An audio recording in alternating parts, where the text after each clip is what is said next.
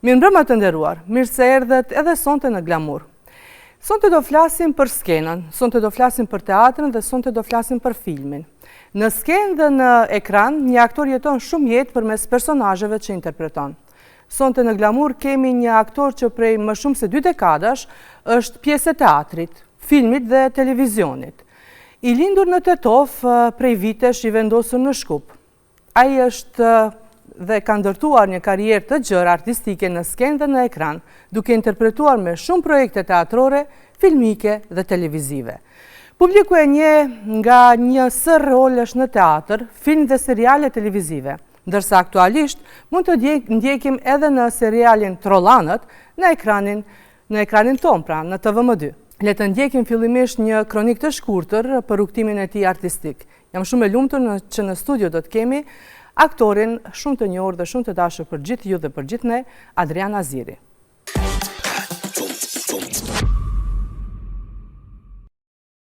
Në botën e aktrimit një aktor nuk jeton vetëm jetën e tij. Ai jeton 10 jetë të tjera përmes personazheve që krijon në skenë dhe në ekran. Adrian Aziri është një nga aktorët shqiptar që prej më shumë se 2 dekadash është pjesë e teatrit, filmit dhe televizionit në Maqedoninë e Veriut dhe në rajon.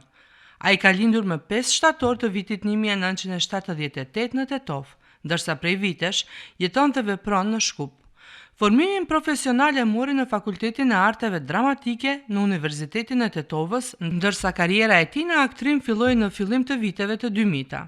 Në skenën teatrore, Adrian Aziri ka interpretuar mbi 40 role, duke qenë pjesë e shumë shfaqjeve të autorëve të njohur të dramaturgjisë botërore dhe shqiptare.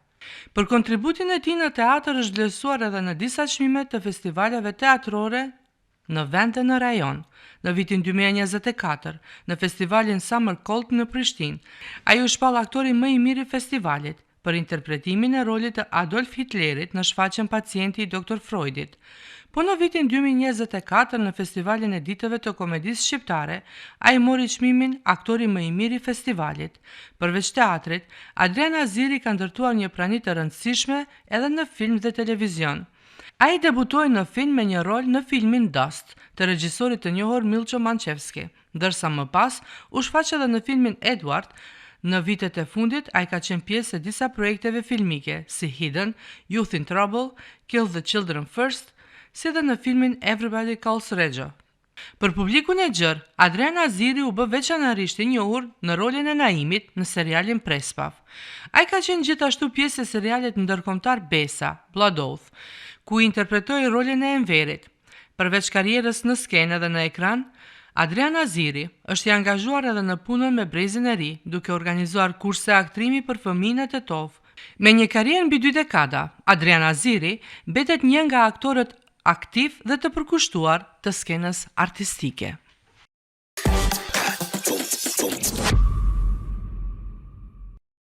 E pra të nderuar, ashtu siç e kuptuam nga paralajmërimi të cilin e bëra për gjithë ju, në studio kam shumë kënaqësi dhe nder të kem një aktor të cilin ju e njihni edhe nga rolet serioze, edhe nga teatri, mirë po edhe nga seriale dhe role të ndryshme komike.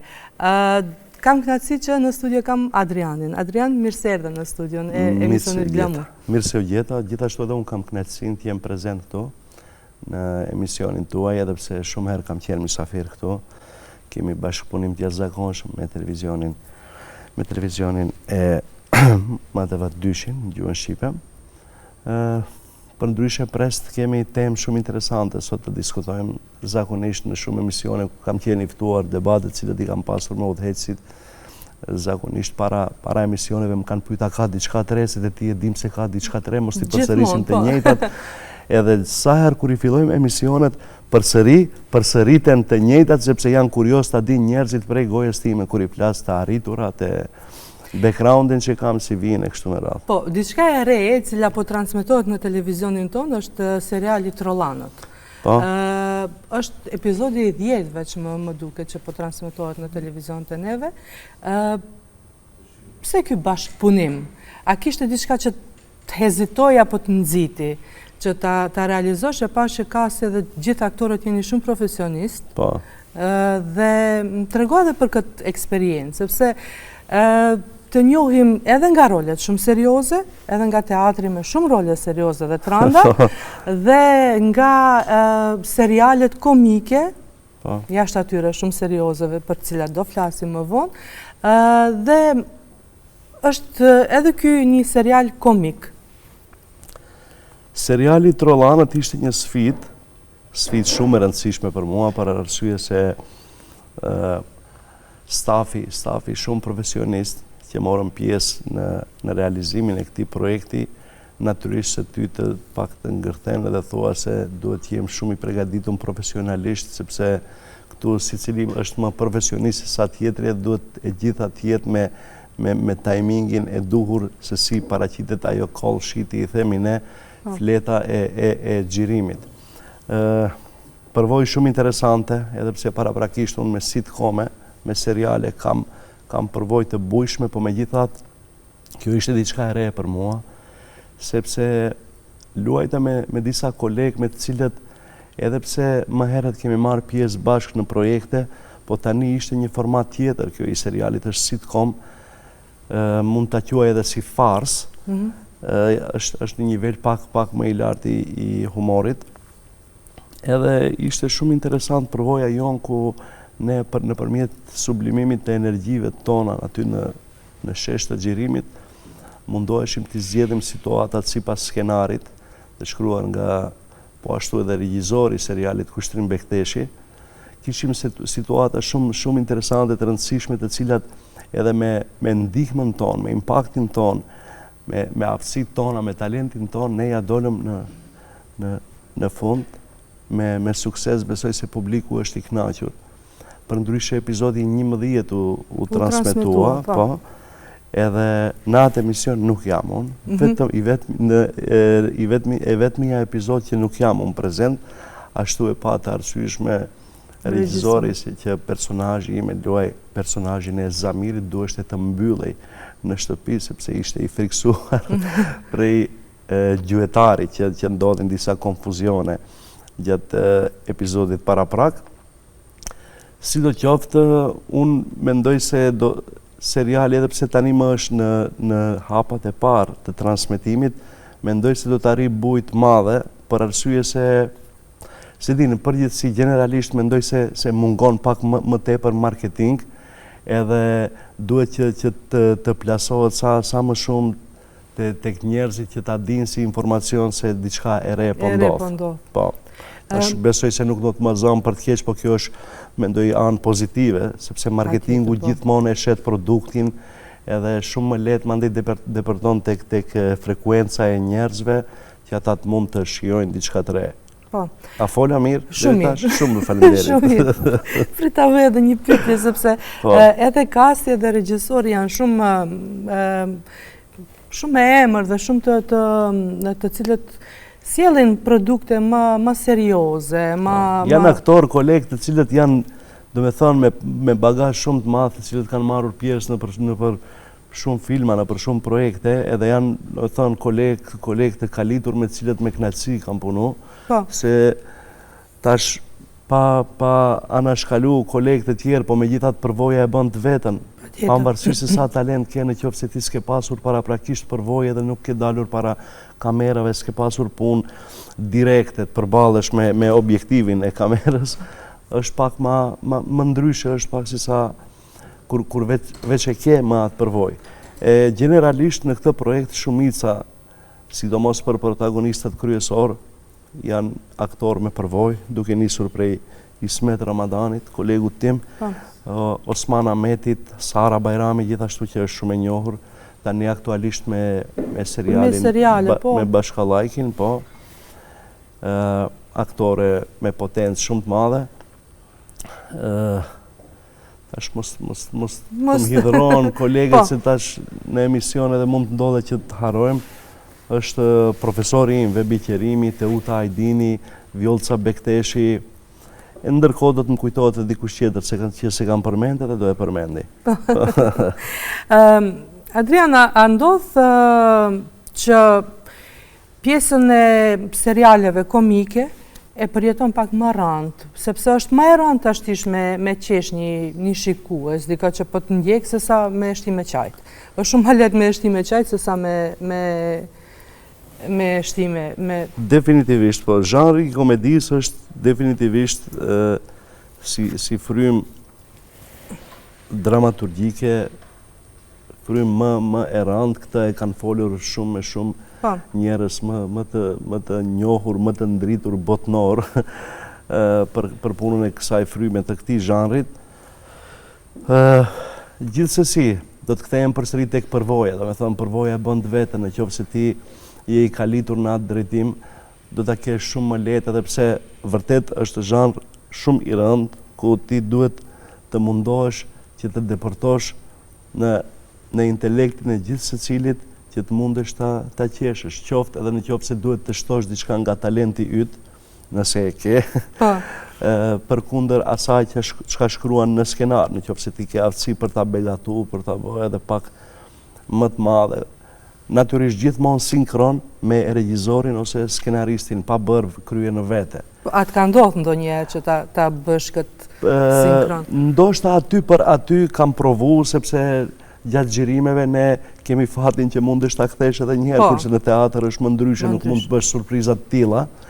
Më ka ndodhur, po të them tani prej modestisë e kam bërë për të qesh në moment dhe që të krijojnë ndonjë farë atmosfere, dhe kur e kam pas e ka reflektuar në mënyrë pozitive, ka ardhur regjizori ka thënë shumë bukur shtoje. Edhe e kam bërë. Përndryshe, kryesisht etika nuk ma lejon që të bëj surpriza jashtë asaj që është shkruar në skenar apo që ka kërkuar regjizori. Paraprakisht konsultohem dhe në shumtën e rasteve idetë që i kam plasu tek ata i kam përkrahur, i kanë pëlqyer dhe ka qenë surprizë për kolegët tjerë, anësh që kanë pa, dhe ato duke ditur skenarin kanë pa diçka të re dhe ka qenë shumë mirë e pritur. Edhe kjo më duket shumë interesante, çka fola deri tash. Është interesante, tash unë do të lëvdoj pak, sepse karriera të cilën ju e keni, ti e ke mbi 2 dekada, e bën këtë mundësi edhe e bën këtë shkrirje shumë të mirë mbi komedin, dramën, satirën, sepse shumë çmime për role të para, role për shembull roli Adolf Hitlerit është një rol pak më satir, më e rëndë për të transmetuar dhe për të publikuar. Jashtë kemi pa shumë role tjera të cilët mu personalisht më kanë bërë me qejf shumë. Ke qenë shkaktar ti që unë kam pa disa episode të serialit Prespav, që miqtë tanë familjar në kanë tregu, shife, është një aktor i juaj që e luan këtë serial dhe është një aktor shumë i mirë, dhe unë kam ndjek disa episode. Ai serial bëri bujt madhe në Maqedoni, por edhe më gjerë, sepse producentin që kishim Pece Talevskin, ai depërtoi edhe në shtetet tjera, në Serbi, depërtoi në Bosnjë, ku disa sezona kishin marrëveshje, u transmetuan edhe atje, edhe në Bullgari. Po, ishte shumë seriali i suksesshëm, përjetoi 7 sezona, jemi në prag të sezonit të 8, edhe pse gjithçka është pending për momentin, nuk dihet sigurt se a do të vazhdoj sezoni 8 apo jo. Njerëzit janë shumë kurioz ta dinë se a do të ketë apo jo. Të gjithë jemi në pritje, nuk jemi të sigurt. Me siguri ti do jesh, sepse roli Naimit është roli që besoj që shumica e shohin Prespavin për shkak të rolit të Naimit. Tash të flasim edhe për një diçka tjetër e re e cila ka ndodhur, është kursi për fëmijë, që unë kur e pash në postimin tënd, shumë u gëzova, se tash është një gjë shumë e bukur, në Shkup do kemi një kurs për fëmijë, edhe të themi në Thojza u do shprova që nuk është në Shkup, po është në Tetov, po është një gjë e bukur, edhe për Tetovën, edhe për aktivitetin të cilën ju e patët edhe për 7 dhe 8 mars me fëmijë të kursit. Ishte pak një proces pak më i shpejt, edhe me kërkesën e udhëheqësve të institutit që është në Tetov, Galaxy, është institut psikologjik, quhet Galaxy, e dim ndoshta shumica e njerëzve, edhe insistimi i tyre që para kohë të nxjerrim një produkt, sepse sipas plan programit tim, projekti që duhet të realizohet me fëmijët të cilët ndjekin kursin e aktrimit duhet të ndodh në qershor, në javën e fundit të shtunën e fundit të muajit qershor, po megjithatë kërkesa e tyre ishte pasi që ndërkohë në atë klinik ka edhe 2 kurse të tjera, kursi i pikturës edhe kursi i këndimit modern. Kursi i pikturës i udhëhequr nga profesor Behari, mbiemri nuk më kujtohet tani. Ferati, se e kam shkruajt. Ashtu? Faleminderit, se unë kam më shumë shok ato dhe s'm ka interesuar asnjëherë. E kam shkruajt, e kam marrë dana. Shumë mirë. Edhe Elita Zeleri me kursin e këndimit modern. Edhe unë u dakordova me Akikin. Akik e ka emrin udhëheqësi drejtori i klinikës Galaxy. U dakordova që për 2 prova, edhe pse duheshte pak më shumë, po thash përvoja, përsëri do të kthehem te përvoja. Përvoja e madhe të ndihmon që ti të mundesh të arrish që të bashkosh, bësh sintezën e 3 produkteve, edhe në fund të nxjerrësh një produkt final. Natyrisht për prindërit, të vinë që të shohin fëmijët e tyre. Ishte një sfidë shumë interesante për mua, sepse unë përballesha me fëmijë të cilët i shoh për herë të parë, fëmijët e kursit të pikturës edhe të këndimit modern, fëmijët të cilët ndjekin kursin tek unë, ata jemi të njohur me njëri tjetrin, po ishte për mua një trem, ju them, sepse ishte punë përgjithësi, ajo që të bësh me një botë shumë të bërisht, shumë të ndihshme, dhe duhet të kesh kujdes se si do e transmetosh energjinë tënde tek ato që ajo të përçohet në mënyrë sa më perfekte, se e dim të gjithë se fëmijët çfarë. Po, ata janë edhe sinqert shumë. Pikërisht. Po, megjithatë, impakti që unë u adhash atyre e pranuan shumë mirë, dhe rezultati asaj neve na nxori shumë herët me produktin, edhe nuk hasëm në asnjë farë pengese. Imagjinoni me 2 prova ne arritëm të nxjerrim shfaqje për 40 minutave, natyrisht me procesin e punës që ato e kanë bërë, të pikturës, me këto të këndimit që kanë ushtruar, dhe natyrisht me fëmijët që i ushtroj unë. Po gjithsesi për gjithë këtë duheshte një farë regjie, ta kemi një hyrje, zhvillim, kulminacionin, çthurje dhe në fund përfundimi. Po një kohë shpejt për të realizuar gjithë këtë proces. Po ne ju them drejtën, me kursin e aktrimit kemi filluar me 7 shkurt. Shfaqja ndodhi tani, javën e kaluar, shtunën e kaluar. Edhe duhet të them se ishte një periudhë e shkurt, biles edhe për prindërit e fëmijëve të kursit të aktrimit ishte surpriza, jo? Sepse thanë si arrite kaq shpejt ti që Adrian që ti çelësh fëmijët, të ndikosh në motorikën psikologjike të fëmijëve, që aq shpejt ata të munden të ekspozohen para publikut dhe mos kenë frikë edhe trem. Thash, po unë mundem. Jo, po jashtë rolit të aktorit është ajo roli i prindit, që ndoshta mundesh edhe më lehtë që të hysh në botën e fëmijëve dhe të shohësh se çfarë duan ata, se si është mënyra më e lehtë për të depërtuar ata. E vërtet. Mandej edhe shumë është me rëndësi gjeneza, se si ti gjatë fëmijërisë je zhvillu, sa ke luajt me fëmijët, sa koneksion ke pasur me prindrit, sa ke qeni përgdhelur, sa ke qeni torturuar. Gjithçka varet, po patjetër. Kur të flasim tash edhe për rrugtimin, tham që mbi 20 vite në skenë, mbi 30 shfaqje teatrore, shumë filma, shumë seriale, shumica mendojnë që aktori lind. Mirë po, çfarë është ai momenti që ndoshta ty të ka bë që të hysh profesionalisht në aktrim? Dhe çka ka bën ndoshta ta mendosh që ndoshta kjo nuk ishte rruga e duhur, sepse me një kulturë artistike të këndimit përzgjodhet të jesh aktor. A ke menduar që të tërhiqesh ndonjëherë prej aktrimit? Jo, s'ka menduar asnjëherë të tërhiqem, sepse këto hapa të skenës së artit dramatik, sidomos datojnë që nga shkolla e mesme, edhe pse paraprakisht kam përvojë në shkollën e ulët të muzikës, dhe përballjen me publikun e kam përjetuar që në moshën më të re, kur isha në shkollë fillore, sepse shkolla e muzikës njëjtë në fund të vitit shkollor kishte koncerte ku ne gjithë punën paraprake që e kemi realizuar me mësimdhënësit tanë, duheshte që në fund ta kemi një koncert para publikut ku njëjtë është ajo përgjithësi, emocione dhe ndjenja që duhet të shfaqen, duhet faktikisht të përballesh me publikun. Nuk kam dashur asnjëherë të tërhiqem prej momentit kur mua më dhanë shumë një përkrahje të madhe aktorët e atëhershëm të trupës së teatrit në Tetov, Gjeladin Zeqiri, i ndjeri Shpend Pustina, mos haroj, ai ka qenë një ndër shtyllat kryesore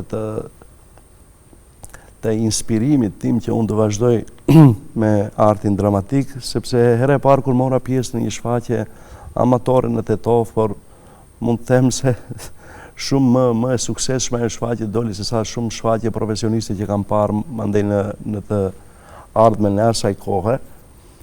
I ndjeri Shpend Pustina herën e parë, edhe pse me prindrit, do me thënë, i ndjeri me prindin tim ishin miq që nga kohët më të hershme, edhe nuk ishte ajo komplimenti i drejt për mua se më njihte, po ishte punë meritokracie, ku ai e dinte se, me thonë, prej këndvështrimit ti kishte parë ndonjë farë talenti që unë posedoj, dhe kur më ftuan mua në një shfaqje amatore të marr pjesë, provat i realizonin Pallatin e Kulturës, më kujtohet fjala e parë e tij kur hyra, unë tha, më fal, ja ku vjen John Wayne.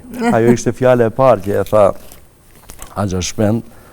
Edhe pas asaj dëgjova edhe prej anësh fjalë biseda të tjera, se para se të arrijë unë kishte folur shumë fjalë që të ndikuan tek unë në atë moshë adoleshent i ri. Edhe mua sikur më dha një farë vetbesime, edhe pse ajo nuk më mungonte, unë prej shkollës fillore të mesme gjatë zhvillimit tim kam qenë pak, si të them, i lastuar në aspektin se kam pasur përparësi, unë të tregoj barcaleta, të bëj situata komike, kam qenë i njohur, para të më kanë njohur gjithë shokët, bile edhe sot, kësaj dite kur takoj me shokët, më thonë shokët, Adrian, ti po arrite profesionin të bëhesh aktor, po ti para se të bëhesh aktor, ti ishe aktor, ti na bëje për qesh, ti bëhe atmosfera në shkolle, bëhe gjitha organizimet, e kështu me radhë. Tash se dia u përgjigja konkret të pyetja. Adrian, mbi 30 role në teatr. Cili është ndoshta roli që të ka ndryshuar personalisht, apo të ka ndryshuar perceptimin për aktrimin ose mbi rolin? Ne aktorët zakonisht kur merremi me realizimin e ndonjë rolit, mbyllemi sikur në konservatorium, edhe transformohemi në diçka tjetër për hir të asaj çka është e kërkuar në skenar apo në vepër. Po ta pyesish çdo aktor këtë pyetje, secili aktor për çdo rol, do me thënë, tjetërsohet. Në atë kuptimin ti je si fizikus, Adriani apo Filani, Fallani, po me gjithat informatet të cilat ti i merr prej veprës gjatë provave, ti bëhesh tjetër njeri. Duhet të adaptohesh me veset e personazhit, me karakteristikat që ai posedon, do me thënë ti gjatë procesit që ke 30-40 ditë apo 60 ditë në qoftë se është ndonjë projekt më i madh, ti gjatë procesit të provave transformohesh në një njeri tjetër. Po. Edhe ka edhe raste ku prej punës madhe, për kushtimit të madh për realizimin e rolit, ndoshta jo të gjithë roleve, pavarësisht se çfarë karakteristike ka personazhi, është e vërtetë se edhe pas procesit mundet tjetërsohesh disi. Tjetërsohesh të ngelin ato, po me kohë ato eliminohen. Patjetër, mos të harrojmë se ndonjëherë edhe na pëlqejnë disa vese ti mbajmë, ti mbajmë edhe të fillojmë të aktrojmë edhe jashtë teatrit, se unë jam ai që realizon rolin. Interesante edhe kjo pjesë, sepse ngelet ndoshta një ves apo tjetër, sepse të përjetosh dhe të... Po duhet të them se më tepër edhe i lam qëllimisht, sepse në anën profesionale, po ta analizosh, realisht nuk duhet të ndodh ajo, sepse ne kemi për detyrë ato që ato ves, ato karakteristikat personazhit të veprës, ti realizojmë vetëm në skenë. Patjetër. Po. Tash do flasim për film. Unë flas për veten. Tash ndoshta mund të ketë ndonjë aktor tjetër i cili mund ta ketë problem që ti anashkaloj ato vese. Tash të flasim edhe për filmin. pak më tepër. Debutimi në filmin Dust ishte një hap shumë i madh, sepse bashkëpunimi me aktorë të cilët kanë qenë pjesë e kastit të Hollywoodit ishte një eksperiencë shumë e mirë, besoj edhe e madhe për karrierën tënde në kohën dhe në periudhën kur ke luajtur për filmin Dust. Çfarë ishte ajo që ndoshta e more prej atij përjetimi, atij momenti të xhirimit të? Vidjerin artistike para kamerave e kisha me atë film. Edhe imagjinoni çfarë vidjerie filmike.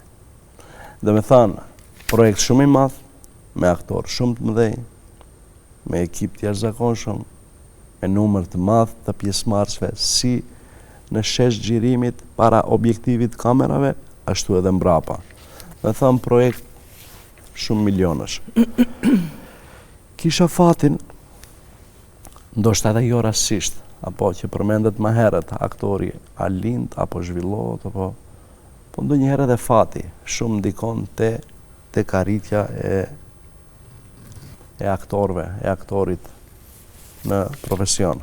Isha në akademi vit të tret, në teatr në Shkup, edhe pse studimet i kam kryer në Universitetin e Tetovës. Jam krenar që kam mbaruar atje.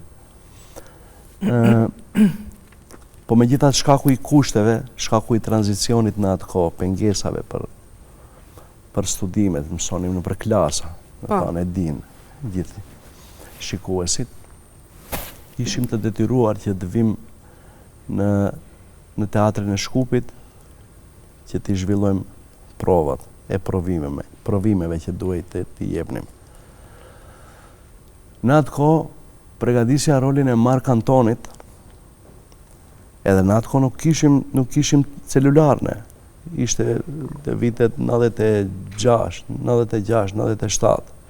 Nuk kishim celular, dhe gjithmonë kur na kontaktonin produksionet, themi, apo familjarët, ose nëse duheshte për ndonjë bisedë urgjente, na telefononin nëpërmjet numrit të telefonit që ishte në byfen e teatrit, dhe mua erdhën më thuan, thanë, Adrian, të thrasin për një produksionit, doan të bisedojnë për të, njerë nuk e mora shumë seriozisht, se apo që thash më herët,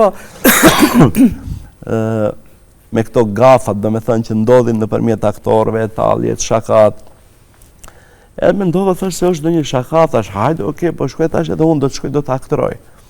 Edhe kur e parë se biseda në telefonat zhvillohet shumë seriozisht, edhe si di, është emocion që nuk mundem ta përshkruaj për momentin. Ai ishte një ndër momentet më të lumturat mia, i cili nuk do ta harroj asnjëherë derisa të jem gjallë, sepse imagjino akoma në studime dhe unë u përballa me një rol i cili ishte ndoshta edhe jo rol shumë i madh, po unë kam pasur përmi 35 ditë xhirime në Prilep, në malet e Mariovës. Përveç kësaj, angazhimit tim ishte përballja dhe takimi me aktorët si Joseph Fiennes, David Wenham. Biles njëherë kishim takime edhe me aktorin njëjti Hollywoodit, Adrian Lester, i cili ai këtu nuk kishte xhirime, po erdhi për vizitë të sheh se si zhvillohen provat.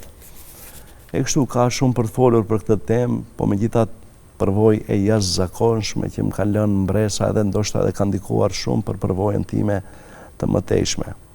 Sepse të përballesh me profesionistë të tillë dhe me njerëz të tillë është vërtet një pasuni shumë e madhe për zhvillimin artistik të çdo aktorit. Patjetër. E kemi pastaj filmin Edward, Hidden, Youth in Trouble, Kill the Children First, filmi me Regjon, dhe seriali Besa, që unë mendoj që e gjeta një trailer ku mundesha që ta marr për ta transmetuar.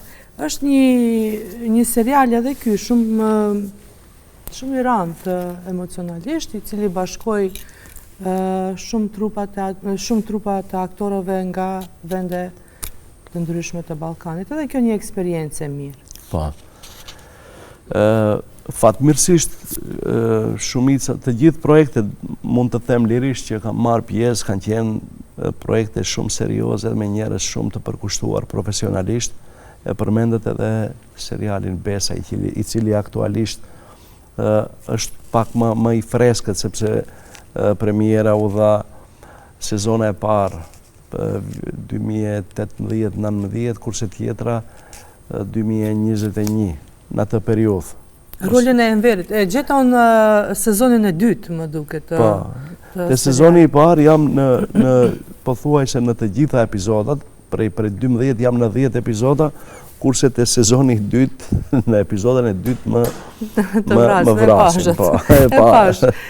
Bile shumë skenë interesante kemi patur atë ditë, ku duheshte të më gjuajnë me pistolet, edhe pse pistoletat janë fake, themi, me plumba qorë, po, artificial, po me gjithat baroti që ishte në atë, që kishte mua pak më lëndoj edhe u bë skenë shumë e madhe, aty deshin të ndërprejnë, thash, mos u mërzitni sa asgjë, veç pak ishte një grithje e vogël, jo e ndalën xhirimin, me thanë sa shumë të përkushtuar, sa profesionalisht e ndalën xhirimin, e sollën ndihmën e shpejtë, psikolog, aje mirë, po. Nejse, kjo është pjesë tjetër, përvoj njëjtë e jashtëzakonshme, seriali Besa, një produkt i cili do kisha rekomanduar të gjithë shikuesit, nëse do të arrin ta gjejnë, por arrihet lehtë te Glej TV platforma që është. E aty është ajo, nëse e keni Glej TV platformën, aty janë të 2 sezonat. Film vërtet që ja vlen për tu parë. Veç desha pa diplomaci të pyes në lidhje me këtë serial. A është më tepër standarde që e më të larta në këto filme, sepse në këtë serial, sepse e përmende ndodhi një aksident dhe gjithçka ishte kujdesi shumë i madh, apo është buxheti më i madh dhe u lejon mundësinë e standardeve më të larta. Nuk dua të anashkaloj tani, nuk ka pasur raste, për shembull, prej përvojës time deri tani, nuk ka pasur raste aq ekstreme të mëdha sikur kjo, se aty bëheshte përballje, domethënë bëheshte fjalë me përballje me armë dhe ata u friksuan, nuk e dishin se sa serioze mund të jetë ajo derisa unë u zhveshta dhe kishte vërtet pak një djegje e vogël, që nuk kishte shumë rrezik, po megjithatë ata u shqetësuan edhe deshin që ta tregojnë atë profesionalizmin e tyre se sa janë të përkushtuar e kështu me radhë. Çdo kush do e kishte bërë këtë, pa anashkalu, dhe me thamë produksione tjera, kam pasur edhe raste tjera ku vërtet kanë reaguar mirë. Po këtu e përmenda këtë si rast me që u hap tema e serialit Besa, edhe si situatë ka ngelur në kujtesë, sepse u bë shumë panik e madhe, u bë, se ata nuk e dishin tani, a ka pasur vërtet plumba ty, po jo e kam pasur, po. Kemi në raste shumë në përballë që kanë ndodhur në shesh xhirimit, që edhe janë lëndu aktor. Falë. Ka që ishtë pyetja, po? Po. Është një pyetje tjetër. Shembull, kur është ajo pjesa e gjuajtjeve dhe në serialet e këtilla, në filmat e këtilla, është e friga aktorit se ku do më qëlloja? Do më qëlloj në kokë, apo në krah? Dëgjoj, ato janë krejt simulime edhe është teknik, ka njerëz të specializuar për atë që merren. Edhe nuk ka, je i sigurt, je 100% i sigurt, nuk ka aty gjuajtje prej vërteti. Jo, normal që nuk ka gjuajtje prej vërteti, për ato të shkretët dhamben ato... Jo, po ato bëhen në mënyrë tjetër, bëhen me qeska ato bëhen, do të thonë në filmat me buxhete më të mëdha, kurse të tjerat situata dhe improvizohen. Po duhet ta luajmë ne aktorët, sikur na vrau ose na lëndoi, na plagosi. Adrian, a mendon se projektet këtilla rajonale hapin më shumë mundësi për aktorët e Ballkanit, apo aktorët shqiptar të Maqedonisë së Veriut, ndoshta e kanë pak më rënd që të bashkëpunojnë me kështu lloj produksionesh? Unë mendoj se para zgjithash duhet të hapen agencione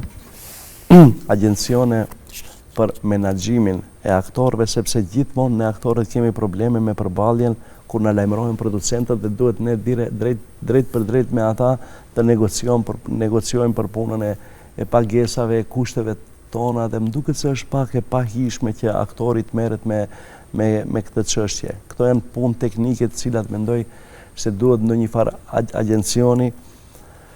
Nuk jam i sigurt ta kanë Maqedoninë, Shqipëri, veç se e di se ka më një, në Serbi ka më shumë, edhe në Kosovë nuk jam i sigurt se ka, s'jam i sigurt, po kohët e fundit sa jam interesu, kam pyetur unë, nuk ka. Në Shqipëri është për të përshëndetur platforma Z Studio, me cilën merreshte kolegu im Romir Zalla, e përgëzoj për këtë iniciativë. Ai merrte portofolin e të gjithë aktorëve shqiptar, sidomos nga gjithë Ballkani, ku ka shqiptar ku jetojnë, edhe kërkonte CV-t e tyre, kontakte që ai pastaj i plasoi në faqen e tyre, ku është shumë më mirë dhe shumë më lehtë për film bërësit që kërkojnë aktor dhe fytyra të reja apo interesante t'i gjenë në atë platformë Z Studio. Mos gabofsha, po Z Studio. Romir Zallës, para 3 viteve ose 4. Një përkushtim jashtëzakonshëm, duke kontaktuar me gjithë aktorët, kam komunikuar edhe me kolegët e mi, kanë qenë të kontaktuar edhe ata direkt që të dërgojnë foto, të dërgojnë projekte filmike që kanë, që ato t'i vendosin në faqen, në murin e tyre që e kanë në programin. Fatkeqësisht na mungojnë. Kjo është një platformë tjetër në krahasim me atë që unë e ceka më herët për punën e menaxhimin, si punë agjentësh për ecurinë e punëve teknike të aktorit. Nuk është, se di, unë për shembull gjithmonë jam në siklet kur duhet të bisedoj, të negocioj me producentët, se gjithmonë është ai pazari, pa kështu, po do e bëjmë, po kemi pak buxhet, po kemi, pse duhet atë komoditet dhe atë luks me u dhënë neve shtëpive filmike, producentëve, kur atë punë munden ta realizojnë person tjetër, siç është nëpër vendet e Europës e nëpër botë. Po. Duhet etika e punës ndoshta të respektohet pak më tepër. Pikërisht, unë mendoj se aktori nuk duhet merret me këtë çështje. Natyrisht, ai bisedon me agentin, thotë unë i dua këto kushte dhe ti e përçon bisedën time tek filmbërësit, te producent. Po. Kaq vite në skenë, ndoshta gjithë rinia dhe kjo periudha jetësore është para kamerave, para publikut, para duar trokitjeve. Çfarë të mban në këtë profesion ende? Si mendoni çka përmban, se si kuptova? Çka të mban, domethënë çfarë është ajo që ti e don ta realizosh ende këtë profesion me vite dhe vite? Unë më në këtë profesion besoj se deri dikund jam kalitur dhe tani unë jam në treg, jam i ekspozuar, regjisorët, qoftë filmik, qoftë të teatrit, e din kush është Adriani, dhe tash krejt në varet prej ideologjisë së tyre për të realizuar projektin e radhës, se a mundet Adriani të gjendet në projektin e tyre apo jo. Me thënë, unë kam dalë, unë jam në treg dhe kush do të mbleje. Edhe natyrisht, çdo ditë jetojmë me atë ëndrrën se kush do të më thrasë sot, edhe pse në skenat am ku jemi të punësuar, unë jam i punësuar aktualisht në teatrin e Tetovës, aty nuk na mungon projekti, sepse kemi për detyrë dhe obligim gjatë çdo viti të realizojmë nga 2 deri në 3 projekte. Tani drejtori aktual që është Hasim Memishi, ai bile ka bërë një punë shumë interesante sa i përket të realizimit të projektit Shtes, duke marrë mbështetje nga komuna e Tetovës. Ajo është një gjest shumë pozitiv, sepse me buxhetin që posedon teatri për realizimin e projekteve për një vit, ndonjëherë ndoshta edhe nuk mjaftojnë. Po kjo iniciativë e drejtorit është për t'u përshëndetur. Tash nuk i di më detajisht raportet edhe relacionin se si arrihet deri te zhvillimi i asaj, por sidoqoftë mjafton që është informacioni se komuna e Tetovës e mbështet 1 apo 2 projekte në vit për realizimin e 2 premierave. Përpos atyre që janë të financuara nga Ministria e Kulturës si obligim. Adrian, jashtë kamerës dhe jashtë teatrit, kush është Adriani në të vërtetë në jetën personale? Falni. Nuk kemi Adriani- ujë, jemi në agjërim. Jemi në agjërim, po. Adriani në jetën private është një prind i cili kujdeset shumë për djalin e vetë, për Dorsejn, për ndryshe edhe Dorsejn e kam pjesë të kursit të aktrimit. E ke bo me hile, e ke marrë me vete, sepse ne në Shkup e presim një kurs të këtij, nuk e kam pa që ekziston një kurs. Po, dëgjova se një kolegu im ka hapur një kurs, po nuk se kam takuar ta pyes detajisht, a kanë filluar me E lexova e mësimin vonë, po apo nuk jo? e di a kanë filluar jo. Po ma mirë mos ta shpalosim, Po. nuk kemi të sigurt, e mandej Po. neve të na marrin telefon, pse? Pse fole, për Pse shkak. hapet, po. Dëgjoj, si temë është diskutuar me këta të galaksisë në Tetov, që në qoftë se atje do të merr një bujë të madhe, pas asaj që të marrim iniciativën që me hap edhe këtu një dek. Po. Nuk është ide e keqe, po besomni se është shumë përgjegjësi edhe përkushtim shumë i madh. Po, patjetër. Edhe pse kam plan. Së shpejti ndoshta do të ketë një gjë të tillë edhe këtu në Shkup.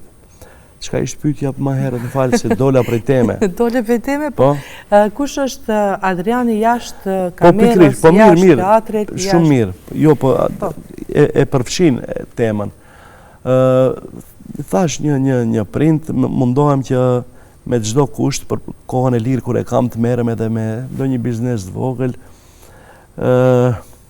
Përposa asaj ja po merrem me kursin, harrova ta theksoj më herët se është shumë e rëndësishme kjo për kursin në konsultim me një mikun tim, me regjizorin Qëndrim Mirjani. Para se të filloj me kursin u konsultova pak me të, edhe me kolegë tjerë, me Kushtrim Bekteshin, i kam miq shumë të mirë, kam punuar shumë projekte me ta, dhe natyrisht ishte një përvojë e re për mua, përballje me fëmijët, duheshte pak të konsultohem, gjithsesi ata janë edhe pedagog kohë të gjatë. Po. Edhe i mora si bazë disa këshillat e tyre, më la shumë përshtypje reagimi i Qëndrim Mirjanit kur tha, Adrian tha ke bërë, tha shumë punë të madhe, sepse pavarësisht ato fëmijë që do ta ndjekin kursin, a do të bëhen, a nuk do të bëhen aktor, ato kanë zhvilluar një proces ku ajo do t'ju ngel në kujtesë dhe ata do t'jenë një publik shumë potencial për të ardhmen e vendit tonë. Edhe vërtet shumë është e rëndësishme ajo. Mos të harroj të përmendi në periudhën time ishte klubi i fëmijëve të lumtur që e kemi parë ne nëpër televizion e kështu. Shumë kuadro të mira kanë dalë prej asaj kohe. Do me thënë, në qofse edhe organizimet të tilla do ketë edhe në kohën e sotme, gjithsesi ato talentet që janë të pazbuluara do të zbulohen pikërisht o në këtë kurs të aktrimit, o në kursin e pikturës që është në Tetov, o në kursin e këndimit modern. Do me thënë, mendoj se duhet të organizohen sa më shumë evenimente të tilla, organizime të kurseve qoftë, shkollave private, emisioneve të tilla për fëmijë, sepse fëmijët janë e ardhmja jonë, sidomos në aspektin e kulturës, zhvillimit të kulturës. Ata janë ambasadorët e publikut që ata do ta vazhdojnë traditën e konsumimit të energjisë skenike apo filmike. Patjetër. Adrian, ne biseduam shumë gjatë, kështu që të falenderoj shumë për sinqeritetin. Mendova që do qeshim më shumë, ne qeshëm pak a shumë, mirë po e vlerësoj shumë që ne biseduam edhe gjëra shumë personale, rrugtim artistik dhe shumë i sinqert nga ana jote. Faleminderit shumë që ishe pjesë e emisionit. Faleminderit juve që më thua, veç desha një korrigjim shumë të vogël, ku thatë përmbi 30 vepra në skenë, në teatr janë përmbi 40. Përmbi 20. Po, përmbi 20. Kam ngel të ajo 30, që të e biografia e vjetër, që më bërë për qesh. Mirë po, ma potencove një lëshim që cilin e kam bë. Përmi 20 role, është interesante tjetosh në gjithë këto role, sepse janë shumë. Në rastin tjetër, besoj se përsëri do të shihemi në një emision tjetër të radhës, do t'i shpalosim edhe ato temat tjera, do me thamë për realizimin e atyre roleve e kështu me radhë. Patjetër që gjithmonë studio e emisionit Glamour, po edhe televizioni jonë është shumë i hapur për njerëz si Adrian Aziri, për njerëz të vlerave dhe njerëz të Faleminderit shumë që më ftuar, që më keni kujtuar, do të kisha dhënë një propozim edhe një sugjerim që t'ju jepni përparësi edhe aktorëve që nuk janë, do me thënë, që janë në prag të rrugtimit të tyre, ndoshta edhe ata kanë për të thënë diçka, sepse me prezencën e tyre nëpër media, ndoshta do ta sheh dikush dhe do ta angazhoj, edhe do të jetë një farë vetbesimi për ata për të ardhmen e tyre. Patjetër. Do me thënë, shumë ndikon një gjest i bukur, një gjest i mirë, sikur ftuarja në emision, sikur se di, në ndonjë projekt privat kur i ftojnë këta të rit, ajo është një farë impulsi për ata që ndryshe e konceptojnë vizionin për të ardhmen e tyre. Patjetër, sepse mendoj se jo gjithmonë duhet të ftohen vetëm ata që kanë arritur, që mund të ftohen edhe ata që janë në prag të zhvillimit të tyre, se ndoshta se di, mund prej atyre të del ndonjë talent jashtëzakonshëm që do të arrijë suksese edhe shumë më shumë se sa unë në rastin tim me kolegët e tjerë. Edhe ai kujtimi i bukur është një diçka shumë e bukur të cilën nuk e harrojnë edhe ata të cilët bëjnë emisione dhe ata të cilët përgjigjen dhe vinë në emisione, sepse mua më kujtohet para 10 viteve ndoshta i ka, e më tepër, juve ndoshta nuk ju kujtohet, po keni qenë pjesë e emisionit tim Halo VIP, Show Blitz, nuk e di si ka qenë. Ndoshta. Dhe unë e mbaj si një privilegj dhe një misafir të cilën në atë kohë kam pas shumë emocion që ta kem në studio dhe ka qenë një ndër kujtimet shumë të bukura aty. Faleminderit. Tash je më e lira, po. Tash jam shumë më e lirë. Atëherë ndoshta edhe kam bën ndonjë lapsus të cilin nuk e kam vërejtur që e kam bërë, sepse emocioni kam bizotruar më tepër se sa që kam bizotruar biseda dhe rrjedha e bisedës. Mirë po, janë kujtime të bukura, të cilët mundsohen edhe nga ju artistët e mëdhenj, për neve fillestarët, kur isha unë atëherë, edhe për aktorët më fillestarë dhe cilët edhe emisioni Glamour, po edhe emisione tjera janë një peshë e veçantë dhe ndoshta edhe një kujtim i bukur, pse mos bëhemi kujtim i bukur. Është ide shumë e mirë, është këshill shumë e bukur. Faleminderit. Miq dhe shikues të nderuar, kjo është një bisedë shumë e këndshme me Adrian Azirin, me një aktor i cili ka mbi 40 vepra në teatr, dhe ju falenderoj shumë për vëmendjen tuaj. Ju falenderoj që ishit me ne gjatë kësaj bisede. Sigurisht ne nuk e përmbyllim këtë emisionin, do të vazhdojmë me rubrikën tonë të zakonshme të filmave të vjetër dhe të bukur shqiptar. Të ndjekim në vazhdim. Miq dhe shikues të nderuar, kjo ishte e tëra. Unë ju falenderoj shumë për vëmendjen tuaj, në sigurisht që do të ritakohemi edhe të dielën e ardhshme. E ju deri atëherë, mirëmbëjtje.